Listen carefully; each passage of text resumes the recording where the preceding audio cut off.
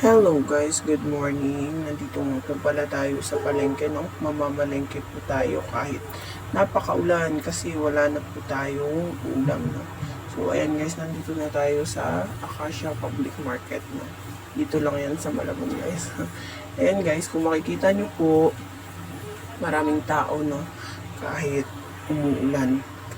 Tsaka ayan po, marami pong vendor dyan sa gilid, fruit stand, mga isda.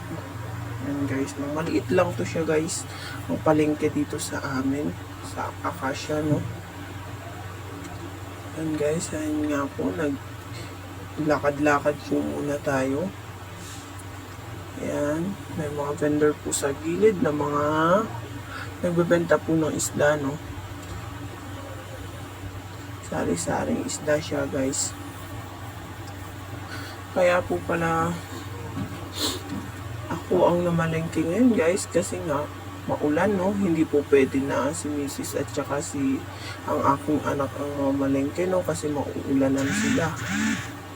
Ayan, nandito po pala tayo sa gulayan guys, no?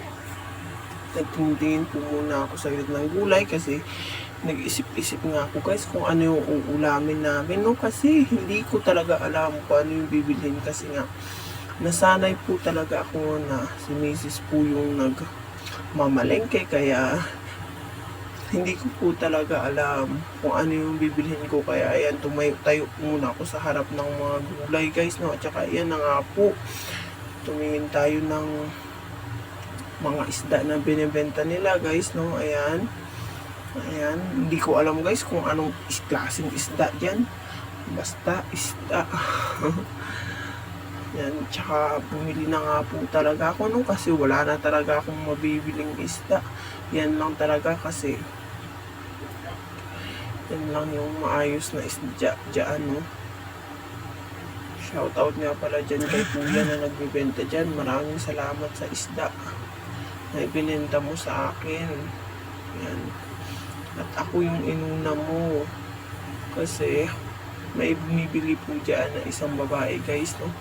Ayun, pumunta siya sa likod ni Kuya pero ako pa rin po talaga yung inuna ni Kuya, no? Yan, nakapagpili na nga po ako guys at binalot na ni Kuya sa plastic ang aking napiling isda. Actually guys, yan guys, yung sa isang plato 100 pesos yan po siya guys, 7 pieces po siya na isda. Ayan, pasok tayo dito sa market guys, sa loob.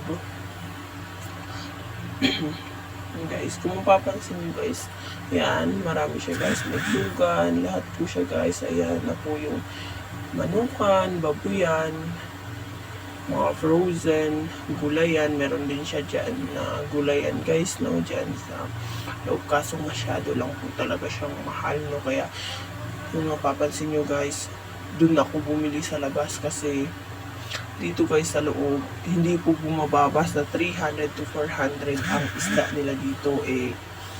Dun sa labas makakabili po tayo ng 100 pesos lang guys, no? Kami lang naman ni Mrs. yung kakain, no? Yung aking anak ay baby pa naman po kaya hindi pa po kumakain ng mga ganyan, no? At ayan guys, dito tayo sa gulayan guys. Bumili na nga po pala ako ng pakbit guys, pang pakbit. Tinanong ko po pala si nanay dyan kung magkano yung kilo ng pakbet. 100 po ang kilo guys, no? Yung mga ready to cook na siya guys. Halo-halo na siya. Yan, marami din siyang gulay guys, no? Bumili nga po pala ako ng 1/4 lang guys kasi nga kami lang naman dalawa ni ng misis ko yung kakain, no? Ayan na guys, umalis na nga po. Ayan guys, meron din mga niyog diyan. Kung gusto nyo magkata, meron din ano. And ayan, pasensya na po ha kasi medyo nahirapan po kasi may weekly po ako. Tsaka sa payong mo, natabunan siya ng payong guys. Ayan, lumabas na nga tayo guys, no? Hindi nadadaanan po tayong itlugan, no? And then ayan, lumabas na po tayo. And then ayan, paglabas natin, nandito na naman tayo sa dinaanan ko kanina na gulayan, no? At saka napaisip ako guys na bibili po pala ako ng alugbate, no? Para may dahon naman kahit papano ang ating pakbet. Kasi ang ating halo-halong gulay. At saka nabigla ako guys kasi yung isang bitkis na ano guys, 5 pesos lang. 5 pesos lang talaga siya. Ayan, may hipon din siya guys. Mga hipon. Oo, kung magkano yung hipon. And yun lang guys yung pinamili ko guys. Kasi ulam lang talaga, no? Kasi hindi nga po talaga ako marunong. Ayan, yung rambutan 15 kalahati na lang, no? 15 pesos.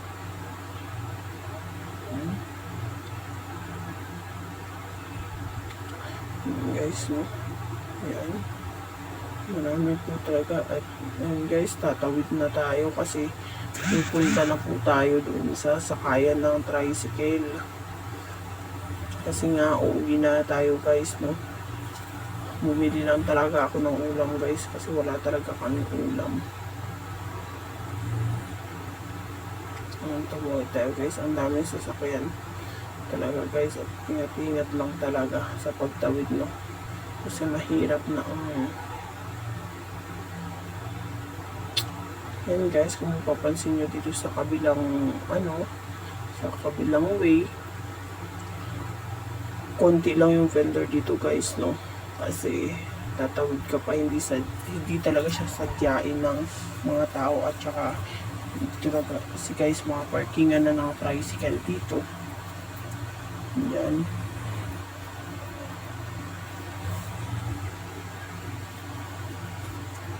Yan, lakad-lakad nga tayo konti guys, no? Ayan.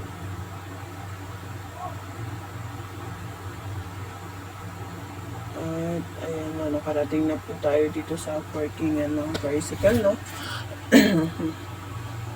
At yan na nga po, sumakay na tayo para makauwi na at maluto na ang ating ulam. Dahil tanghali na. Yan si kuya. Tinanong niya nga po pala kung saan ako pupunta. Saan niya ako i-atid. Ayan guys, ipapakita ko sa inyo guys kung ano yung nadadaanan ko sa tuwing pauwi tayo sa bahay. Ayan guys, bakery. Ayan. May tindahan din, no? Ayan. Andun po sa pagliko nyo po dun, andun po yung Tinajeros Elementary at High School guys, no? Ayan po yung eskwelahan ng Tinajeros. Ayan. Ayan. May madadaanan din po tayong mga nagbibenta ng mga lutong ulam. Ayan.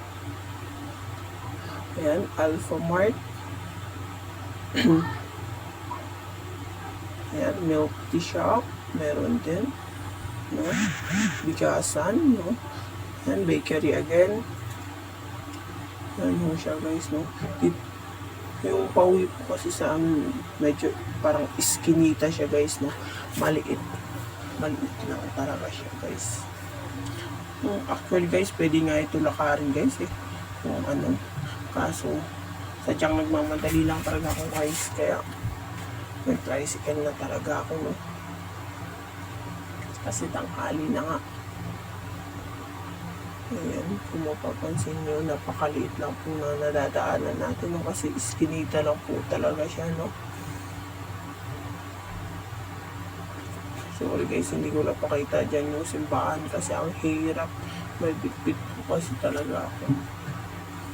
Sorry guys, ipapakita ko sa inyo sa susunod na video ko.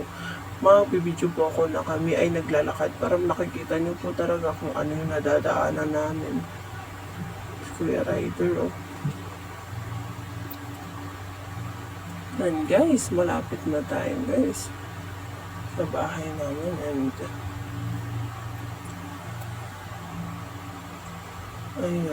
ayan lang po yung nadadaanan namin guys pauwi sa bahay namin. Kasi pwede siyang lakarin guys. And malapit na po tayo guys. I hope you enjoy my video guys ng pamamalengke. Thank you sa pagsama sa akin sa pamamalengke ko guys. And don't forget to follow, like, and share Bye-bye guys. Thank you for watching.